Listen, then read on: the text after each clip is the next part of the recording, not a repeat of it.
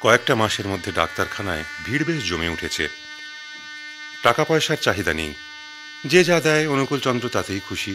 উপরন্তু গরিব রোগীদের টাকা পয়সা দিয়ে পথ্য কেনবার ব্যবস্থাও করে দেন। আজকাল অনুকূলচন্দ্রের খুব নাম ডাক। অনেকেই পঞ্চমুখে বলেন, ডাক্তার তো নয়, ধন্বন্তরী, এক পুরিয়া ওষুধেই রোগ সেরে যায়। নাম যশের এই এক দোষ, স্নান খাওয়ার সময় দেয় না। দূর দূর থেকে রোগীরা এসে ভিড় করে। কেউ কেউ বলেন, ডাক্তারবাবু জাদু জানে। এই জাদু দিয়ে শুধু ব্যাধি কেন, লক্ষ লক্ষ মানুষের মনও কেড়ে নিয়েছেন এই ধন্বন্তরী। সেদিন কাশীপুরের রাস্তা ধরেই অনুকূলচন্দ্র চলেছিলেন, কোথায় যেন রোগী দেখতে।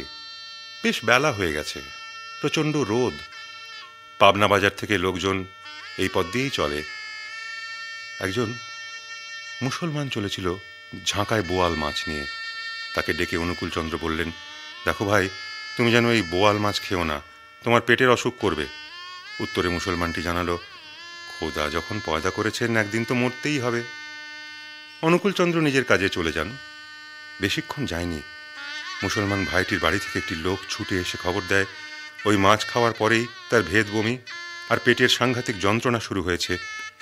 কি আর করবেন, ওষুধের ব্যাগ নিয়ে বিপত্তারণ মধুসূদন ছুটলেন মুসলমানটির বাড়িতে। ওষুধ খাইয়ে তাকে সুস্থ করে তবে বাড়ি ফিরলেন। গ্রামের আশেপাশের ডাক্তারদের পসার কমতে থাকে। সকলেই ছোটে অনুকূলচন্দ্রের কাছে। কেউ বলে আল্লাহ, কেউ বলে ভগবান। এ এক দরদি ডাক্তার, অন্যের ব্যাধি নিজের বলে ভাবেন, অন্যের যন্ত্রণা যেন নিজেরই যন্ত্রণা। সেখানে টাকার প্রশ্ন নেই, মানুষই আসল। মানুষই টাকা করে, টাকা তো মানুষ করে না। এই ভাবনাই তো মানুষকে দেবতা করে। মানুষের হৃদয়ে জুড়ে হয় তাঁর চিরদিনের পূজার বেদী।